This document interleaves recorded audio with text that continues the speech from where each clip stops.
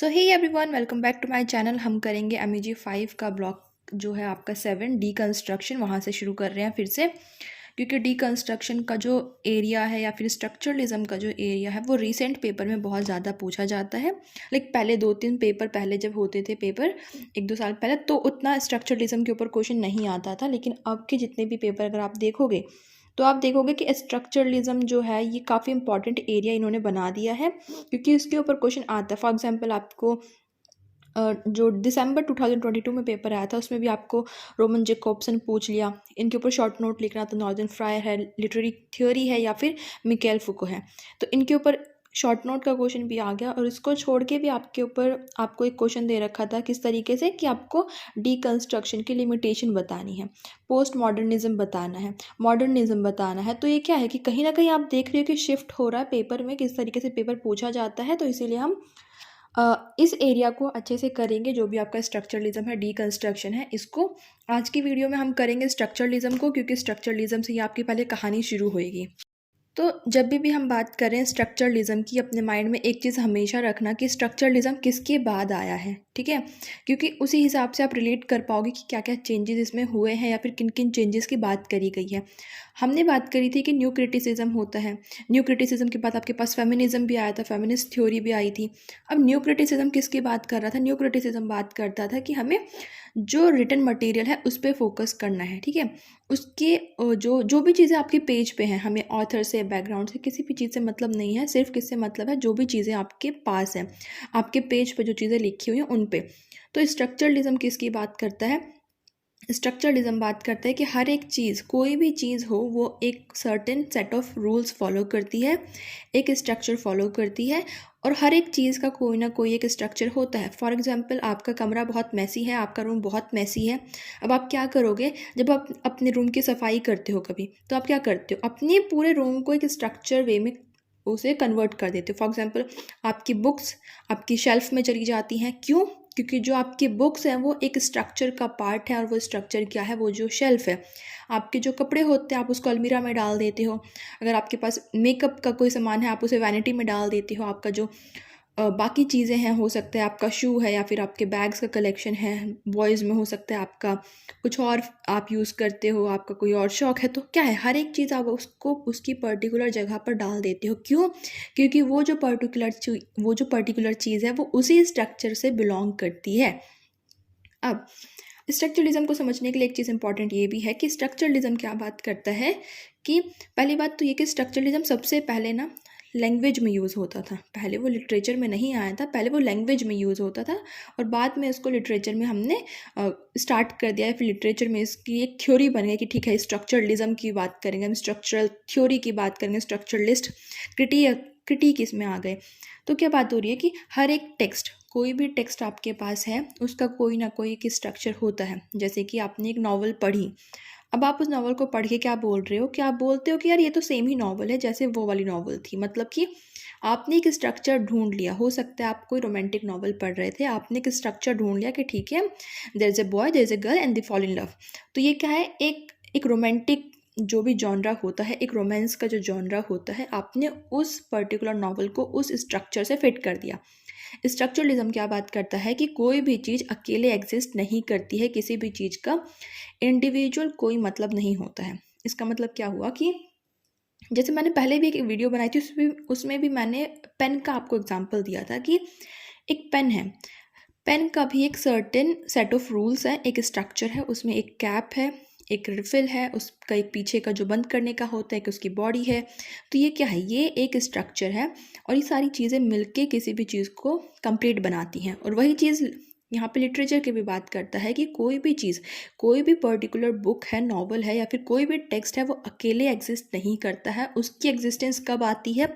जब वो एक बड़े स्ट्रक्चर का पार्ट बनता है। मेरी एक नॉवल है, उसकी कोई इंपॉर्टेंस नहीं है जब तक वो जो नॉवल है, अगर मैंने कोई नॉवल लिखी, जब तक वो नॉवल किसी स्ट्रक्चर में फिट ना बैठे होगी, या तो वो रोमांस में जाएगी या फिर वो नैरेटिव मॉडल में चली जाएगी। हो सकता है उसमें कुछ रिकरिंग थीम्स हो या फिर कुछ ऐसे स्ट्रॉन्ग पैटर्न हो जो सब में फॉलो होते हैं। तो वो क्या है, कहीं ना कहीं उसको किसी भी स्ट्रक्चर में फिट होना होता है। आपकी जब कैप कैप बचती है, आपका पेन खो गया, आप कैप को अपने पास नहीं रखते हो। आपकी रिफ़िल खो गई, आप खोखे को अपने पास नहीं रखते हो। क्यों? क्योंकि वो यूज़फुल नहीं है। वो यूज़फुल कब है? जब हर एक चीज़ आपस में मिलेगी, एक परफेक्ट स्ट्रक्चर बनेगा, तब वो यूज़फुल है। और यही चीज़ क्या बोलती है? यही चीज़ स्ट्रक्चरलिज्म भी बात करती है। अब इसको हमने एक जनरल सी बात कर ली कि स्ट्रक्चरलिज्म होता कैसे है। अब हम इसको लिटरेचर में समझते हैं कि लिटरेचर पॉइंट ऑफ व्यू से कैसी बात होती है। जो भी क्रिटिक होते हैं, कोई भी बंदा है, कोई भी क्रिटिक है, वो किसी भी टेक्स्ट को कैसे समझ रहे हैं, उसके अंडरलाइंग स्ट्रक्चर से। जैसे कि उसमें कैरेक्टर है, प्लॉट है, एक सर्टेन सेट ऑफ रूल्स वो फॉलो करेंगे, एक यूनिवर्सल पैटर्न वो फॉलो करेंगे कि ठीक है, एक हीरो था, वो ऐसे गया वैसे गया, उसे हीरोइन मिल गई, फिर एक विलन भी आएगा। ये एक स्टोरी हो सकती है। हो सकता है सस्पेंस हो, किसी का मर्डर हुआ है, उसके ऊपर सस्पेंस क्रिएट हो रहा है, किसी को क्राइम सीन है, या फिर कोई घोस्ट स्टोरी है, कोई घोस्ट है। तो क्या है, हर एक स्ट्रक्चर कोई ना कोई एक चीज़ को फॉलो करता है, और उसी चीज़ की बात करती है स्ट्रक्चरलिज्म में। अब आगे की बात करते हैं कि क्या इस वजह से कि जो स्ट्रक्चरलिस्ट थे ना, वो किसी भी चीज़ को अ, अकेले नहीं देखते थे। जैसे उनका मानना था कि कोई भी एक बुक है, या फिर कोई भी एक नॉवल है, कोई भी सोनेट है, तो वो क्या देखेंगे? सोनेट सोनेट है बस। उनके लिए सोनेट क्या है? सिर्फ सोनेट है। उसमें इंडिविजुअलिटी की बात उन्होंने नहीं करी है। उन्होंने इस चीज़ को इग्नोर कर दिया कि भाई हर एक ऑथर कुछ इंडिविजुअल चीज़ें भी डालता है। ठीक है, हर एक चीज़ हमने बोल दिया ये रोमांटिक नॉवल है, रोमांस नॉवल है, रोमांस जॉनरा है, ठीक है। लेकिन हर रोमांस जॉनरा में जो नॉवल लिखी गई हैं, वो हर एक नॉवल अलग होती है। लेकिन स्ट्रक्चरलिस्ट ने क्या बात करी कि नहीं, सारी सारी क्या है, एक स्ट्रक्चर को फॉलो कर रही हैं, इसलिए हमने इनको एक नाम दे दिया। सोनेट है, हमने इसको एक नाम दे दिया कि भाई इसमें 14 लाइन्स होंगी। लेकिन सोनेट भी अलग अलग तरीके के होते हैं, तो ये इसका एक ड्रॉबैक था जो कि आप लिख सकते हो। अब सबसे इंपॉर्टेंट चीज़ आती है कि स्ट्रक्चरलिज्म में और क्या बात होती है, क्योंकि स्ट्रक्चरलिज्म जब आप पढ़ोगे ना, आपको बहुत सारे नए नए कॉन्सेप्ट पता चलेंगे, और ये कॉन्सेप्ट बहुत ज़रूरी हैं। ऐसा नहीं है कि अभी आप पढ़ के छोड़ दो। अब जो नई वीडियो आएंगी, जैसे कि डीकंस्ट्रक्शन है, उसके लिए स्ट्रक्चरलिज्म पढ़ना बहुत ज़रूरी है, क्योंकि डीकंस्ट्रक्शन किसके बाद आया था? स्ट्रक्चरलिज्म के बाद आया था। जिन जिन बातों के बारे में स्ट्रक्चरलिज्म ने बोला था पॉजिटिव वे में, कहीं ना कहीं उन्हीं को रिजेक्ट किया था डीकंस्ट्रक्शन, या फिर हम उसे पोस्ट स्ट्रक्चरलिज्म भी बोलते हैं। इसमें एक बहुत इंपॉर्टेंट कंसेप्ट आया था बाइनरी अपोजिशन का, वो भी अभी हम कर लेंगे। बाइनरी अपोजिशन को एक शॉर्ट में बताऊं तो क्या होता है, जैसे हम वर्सेस में रखते हैं ना, black versus white, man versus women, या फिर गुड वर्सेस बैड, जो भी ऐसी चीज़ें होती हैं जिसे हम वर्सेस में डाल देते हैं, उस कंसेप्ट की बात करता है बाइनरी अपोजिशन। अब स्ट्रक्चरलिज्म में सबसे इंपॉर्टेंट बंदा था, उसका नाम है सेस्योर।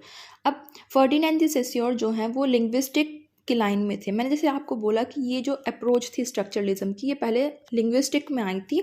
हमारे जो लैंग्वेज की स्टडी है उसमें आई थी, लिटरेचर में ये बाद में ली गई है। तो सेस्योर ने एक बहुत ही इंपॉर्टेंट फेमस बुक लिखी है, कोर्स इन जनरल लिंग्विस्टिक। ये बहुत इंपॉर्टेंट है, अगर आप नेट के लिए प्रिपेयर करें ना, तो इसकी डेट हमेशा याद रखना, किसने लिखी है ये याद रखना। ये क्वेश्चन बहुत बार आया है। 1916 में ये पब्लिश हुई थी बुक। ओके, तो इन्होंने ये बुक लिखी, और इसमें इन्होंने कुछ अपने बेसिक से बहुत इंपॉर्टेंट कंसेप्ट दिए, जो कि आगे चल के एक माइलस्टोन प्रूफ हो गए। इन्होंने एक कंसेप्ट दिया, कॉन्सेप्ट ऑफ साइन का। अब ये इंपॉर्टेंट क्यों है आपके लिए? क्योंकि जब आप, अगर आपके पास क्वेश्चन आता है स्ट्रक्चरलिज्म का, तो आपको ये लिखना पड़ेगा अपनी स्ट्रक्चरलिज्म में। स्पेसिफिक क्वेश्चन भी आता है कि जो कॉन्सेप्ट ऑफ साइन है सेस्योर का, उसको एक्सप्लेन करो। अब इनका कॉन्सेप्ट ऑफ साइन क्या था? इनके अकॉर्डिंग क्या है कि हर एक वर्ड, कोई भी जो वर्ड है वो एक साइन है। क्योंकि स्ट्रक्चरलिज्म क्या बात करता है, कोई भी वर्ड अकेले एग्जिस्ट नहीं करता। उसने क्या बोला था कि हर एक चीज़ स्ट्रक्चर में फॉलो होती है। हर एक चीज़ का मीनिंग तब है जब उसके साथ कोई और चीज़ हम ऐड कर देते हैं। जैसे कि मैंने आपको बताया था कि कोई नॉवल अकेले एग्जिस्ट नहीं करती है, वो स्ट्रक्चर में एग्जिस्ट करती है। तो वही चीज़ साइन में अब यहाँ पे आप पढ़ोगे। इन्होंने क्या बोला कि हर एक वर्ड, कोई भी वर्ड है वो एक साइन है। जैसे कि कोई भी साइन हो सकता है, ट्री का साइन होता है, जैसे बस एक एग्जाम्पल की बात कर रही हूँ मैं। और इन्होंने बोला कि जो साइन होते हैं, कोई भी वर्ड है वो एक साइन है, और हर साइन के दो पार्ट होते हैं। एक होता है सिग्निफायर, एक होता है सिग्निफाइड। सिग्निफायर क्या होता है? कोई भी वर्ड जो लिखा हुआ है, DOG, इन्होंने एग्जाम्पल दिया था कैट का, CAT। अब देखो, कैट क्या है? कैट कहीं ना कहीं सिग्निफायर है, और वो क्या सिग्निफाई कर रहा है? वो एक फरी सा एक एनिमल आपके माइंड में क्रिएट कर रहा है। आपने जैसे देखा कैट, या आपने सुना कैट, आपके माइंड में एक इमेज क्रिएट हो गई। फटाफट से आपके दिमाग में एक बिल्ली की इमेज बन गई, एक फरी सा 4 लेग एनिमल आपके माइंड में आ गया। वो क्यों आया? क्योंकि ये एक कल्चरल कॉन्टेक्स्ट है, क्रिएट किया गया है। ऐसा नहीं है कि उसका उस वर्ड का, कैट का, और वो जो फिजिकल फॉर्म में आपके माइंड में आई कैट, उसका कोई रिलेशन है? बिल्कुल भी नहीं है। सिग्निफायर और सिग्निफाइड के बीच में कोई रिलेशन नहीं होता है, ये आर्बिट्रेरी है। और ये जो वर्ड है आर्बिट्रेरीनेस, ये इंपॉर्टेंट है क्योंकि इसकी बात सेस्योर ने करी है, ये इन्वर्टेड कॉमास में आता है। आर्बिट्रेरी, जो दोनों के बीच का रिलेशन है वो आर्बिट्रेरी है। आर्बिट्रेरी का मतलब होता है एब्सर्ड, जिसके बीच में कोई तुक नहीं है कि भाई इसका मतलब ये क्यों हुआ, इसका कोई तुक नहीं है, इसको इन्होंने बोला है आर्बिट्रेरी। अब इन्होंने क्या बोला, स्ट्रक्चरलिज्म क्या बात करता है कि हम कोई भी वर्ड अकेले नहीं समझ सकते ना, तो उसमें एग्जांपल एक और आता है कैट का। अब कैट को आप अकेले कैट नहीं समझ सकते, इनके अकॉर्डिंग क्या बात बोली गई है कि कैट को आप सिर्फ तब समझ सकते हो जब आप उसको दूसरे वर्ड्स के साथ रिलेट करो कि कैट हैट नहीं है, कैट बैट नहीं है, इसीलिए कैट कैट है। ठीक है, जैसे कि कोई भी फ्रूट है, जैसे एप्पल है, एप्पल एप्पल क्यों है? क्योंकि वो आपका गवावा नहीं है, क्योंकि वो बनाना नहीं है, या फिर वो मैंगो नहीं है, इसीलिए वो एप्पल है। तो इन्होंने बात करी कि कोई भी चीज़ प्रूफ करने के लिए किसी और के साथ रिलेशन में होना ज़रूरी है, क्योंकि कैट बैट नहीं है, हैट नहीं है, इसीलिए वो कैट है। तो इन्होंने बोला कि जो माइंड में एक मीनिंग है वो फिक्स होता है, किसी भी चीज़ का एक ही मीनिंग होता है, ये स्ट्रक्चरलिज्म बात करते हैं। अब सेस्योर ने जब बात करी कि सिग्निफायर और सिग्निफाइड होता है, तो उसी टाइम पे उन्होंने बात करी है एक और कंसेप्ट की। उन्होंने बोला जैसे कि कोई भी एक आइडिया होता है, जैसे हमने बच्चे को सिखा दिया CAT कैट, और कैट के बाद उसके माइंड में कैट की इमेज आती है। उन्होंने बोला ये जो चीज़ है ये कल्चरल कॉन्टेक्स्ट होता है, बच्चा अपने समाज में सीखता है, कल्चर में सीखता है। अगर हम बच्चे को चेंज कर दें, हम कैट बोल के बच्चे को रैट दिखाने लग जाए, बच्चे के माइंड में क्या है चीज़ें, कैट बोलने के बाद बच्चे के माइंड में रैट की ही इमेज आएगी। वो क्यों? क्योंकि हमने बच्चे को वही सिखाया, इसलिए उन्होंने प्रूफ कर दिया कि इन दोनों के बीच में वर्ड और इमेज जो माइंड में क्रिएट होती है, उन दोनों के बीच में कोई रिश्ता नहीं है, ये सिर्फ समाज क्रिएट करता है। यहाँ पे ये वाली बात ख़त्म होती है।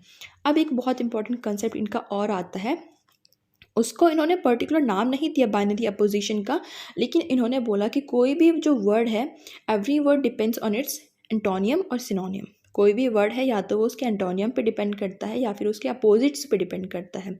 जैसे कि एग्जांपल है हाउस है, होम है, अपार्टमेंट है, कॉन्डो है। अब इन सभी चारों चीज़ों का मतलब होता है रहने वाली जगह, ठीक है। लेकिन अगर मैं किसी लाइन में यूज़ कर रही हूँ अपार्टमेंट, अब आप अपार्टमेंट तब समझोगे जब आपको ये पता है कि ये होम नहीं है, ये हाउस नहीं है, ये कॉन्डो नहीं है, तब आपको पता चलेगा कि अच्छा ये अपार्टमेंट है। नहीं तो अगर ये चीज़ें नहीं हैं, अगर मैं बोलूँ कि हाउस और ये होम एग्जिस्ट नहीं करते हमारे माइंड में, हमें नहीं पता, तब आपको कैसे पता चलता कि अपार्टमेंट है। लेकिन अपार्टमेंट इसलिए अपार्टमेंट है क्योंकि वो होम नहीं है, वो हाउस नहीं है, वो ऑफिस नहीं है, वो कॉन्डो नहीं है। इसीलिए इस चीज़ की इन्होंने बात करी है, बाइनरी अपोजिशन की यहाँ पे बात करी है कि कोल्ड क्या है, ठंडा क्या है। अब आप बोलोगे जो गर्म नहीं है, क्योंकि आप ठंडे को एक्सप्लेन नहीं कर सकते हो। तो वही चीज़ें स्ट्रक्चरलिज्म फॉलो करता है कि कहीं ना कहीं ये अपोजिट्स लेके चलता है कि ठंडा क्या है, जो गर्म नहीं है, वाइट क्या है, जो ब्लैक नहीं है वो वाइट है। आप किसी चीज़ को प्रूफ करने के लिए दूसरे वाले को गिरा रहे हो, ठीक है। जैसे हम सोसाइटी में बात करते हैं, मैन एंड वेमेन को हमेशा अपोजिट में रखते हैं। वेमेन कौन है? जो मैन नहीं है, जिसके पास मैन वाली जो स्ट्रेंथ है वो नहीं है, जो पावरफुल नहीं है। अकॉर्डिंग टू सोसाइटी ऐसा ही करा जा रहा था पहले। अब की जनरेशन चेंज हो रही है तो मेंटालिटी भी चेंज हो रही है, उस पर नो ऑफेंस, कोई वो नहीं है। सेस्योर ने दो चीज़ें और दी, इन्होंने बोला लैंग और पैरोल भी दो चीज़ें होती हैं। कोई भी जो लैंग्वेज है वो किस तरीके से वर्क करती है। इन्होंने बोला कि लैंग का मतलब होता है सिस्टम ऑफ ग्रामर, कि जो ग्रामर होती है, जो स्पेलिंग है, सिंटेक्स है, पंचुएशन है, प्रोनाउंसिएशन है, आपका जो भी चीज़ें हैं जो ग्रामर के तरीके से स्ट्रक्चर में जाती हैं, वो होती है आपकी लैंग। और पैरोल क्या है? जो आपका एक्चुअल यूजेज है, जो आप उसे यूज़ करते हो कि किस तरीके से इंडिविजुअल उसे यूज़ कर रहा है। इसका एग्जाम्पल उन्होंने चेस से दिया था, चेस के गेम से। जैसे कि चेस का गेम होता है, गेम में जो रूल्स हैं वो सबके लिए सेम है, ठीक है। आप खेलोगे, आपके लिए भी वो रूल्स सेम है, मेरे लिए भी सेम है, दुनिया में कोई भी खेले सबके लिए वो रूल सेम है।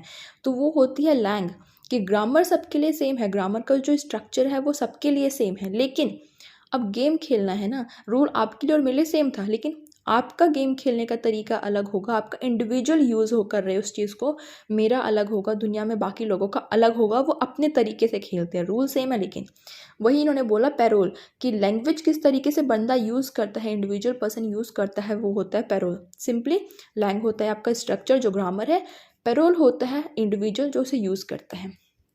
अब इसी के आगे अगर हम बात करें, आपको दो कॉन्सेप्ट याद रखने हैं जो कि ज़्यादा इंपॉर्टेंट नहीं है, लेकिन क्योंकि हम बात करें स्ट्रक्चरलिज्म एज अ होल की तो वहाँ पे इम्पॉर्टेंट है। अब इसी में सेस्योर की बात हो गई है, अब हम बात करें क्लॉड लेवी स्ट्रॉस की, क्योंकि ये भी एक इम्पॉर्टेंट पर्सन है जब हम बात करते हैं स्ट्रक्चरलिज्म की, जैसे कि व्लादिमीर प्रॉप है, वो भी इम्पॉर्टेंट है। तो अब हम बात करें जैसे क्लॉड लेवी स्ट्रॉस की, तो इन्होंने ना एक बहुत इंपॉर्टेंट बुक लिखी है जिस बुक का नाम है स्ट्रक्चरल एंथ्रोपोलॉजी। ये बुक भी नेट के पॉइंट ऑफ व्यू से इंपॉर्टेंट है। ये पब्लिश हुई थी 1958 में। इसके ऊपर क्वेश्चन आता है। अब इस बुक में ना इन्होंने कुछ कंसेप्ट दिए हैं। इन्होंने एक कंसेप्ट दिया बाइनरी अपोजिशन का। सेस्योर ने जब बाइनरी अपोजिशन की बात करी थी, उन्होंने एंटोनियम और सिनोनियम वर्ड यूज़ किया था, बाइनरी अपोजिशन वर्ड यूज़ नहीं किया था।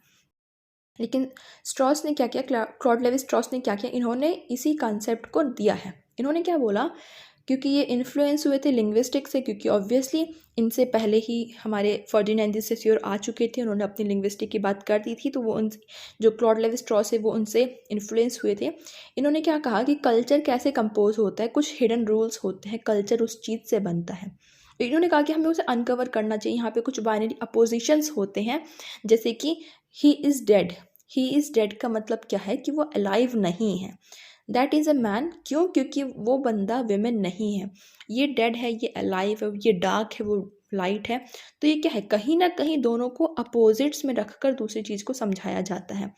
अगर मैं बोलूँ कि अभी क्या टाइम हो रहा है, अभी कैसा टाइम है, तो आप बोलोगे कि अभी मॉर्निंग है। अब किसी बंदे को मॉर्निंग समझाने के लिए आप क्या बोलोगे, जो रात नहीं होती है ना, जो दिन नहीं होता, उसे हम सुबह बोलते हैं, उसे हम मॉर्निंग बोलते हैं। तो ये क्या हुआ कि आप दूसरे का सहारा लेके पहले वाली चीज़ को समझा रहे हो। अब इसकी बात तो स्ट्रक्चरलिज्म ने कर दी, लेकिन अब इन चीज़ों को आप ध्यान रखना, क्योंकि इन्हीं 5 चीज़ों को अभी चल के हम डीकंस्ट्रक्शन में पढ़ेंगे, जब डीकंस्ट्रक्शन इन सभी चीज़ों को नकार देगा या फिर इनके ऊपर क्रिटिसिज्म भी करेगा। आपको मेन क्या क्या याद रखना है, आपको सेस्योर याद रखने हैं, उन्होंने क्या बात करी, सिग्निफायर सिग्निफाइड की, लैंगन पेरोल की, आर्बिट्रेरीनेस की। क्लॉड लेवी स्ट्रॉस ने क्या बात करी, बाइनरी अपोजिशन की, कि हर एक चीज़ अपोजिट्स में आप समझ पाते हो। तो बिल्कुल ही अच्छे से इसको रिवाइज करना, और उसके बाद हम डीकंस्ट्रक्शन करेंगे, क्योंकि डीकंस्ट्रक्शन के बाद ना बहुत मज़ा आने वाला है। आपने रोलैंड बार्थ्स के बारे में सुना होगा। रोलैंड बार्थ्स जो है ना, वो पहले स्ट्रक्चरलिज्म में आते थे, लेकिन बाद में उन्होंने अपने आप को शिफ्ट कर दिया स्ट्रक्चरलिज्म से पोस्ट स्ट्रक्चरलिज्म में, कि नहीं, मैं स्ट्रक्चरलिस्ट में नहीं आता हूँ, और वो डीकंस्ट्रक्शन में आते हैं, पोस्ट स्ट्रक्चरलिज्म में आते हैं। वो क्यों आते हैं, क्योंकि उनके शायद वो जो वर्क्स थे वो ज़्यादा से ज़्यादा स्ट्रक्चरलिज्म को छोड़ के डीकंस्ट्रक्शन की तरफ फॉलो हो रहे थे, इसलिए। सो आई होप कि आपको स्ट्रक्चरलिज्म वाला जो एरिया है वो क्लियर हो गया होगा। फटाफट से क्विक रिवाइज कर लेते हैं। स्ट्रक्चरलिज्म क्या बोलता है कि हर एक चीज़ का कोई ना कोई एक स्ट्रक्चर होता है, जो मीनिंग है वो कहाँ है, स्ट्रक्चर में छुपी हुई है। कोई भी अगर आप मीनिंग जानना चाहते हो किसी नॉवल का, आपको उसका स्ट्रक्चर समझना होगा कि किस स्ट्रक्चर से फॉलो करता है।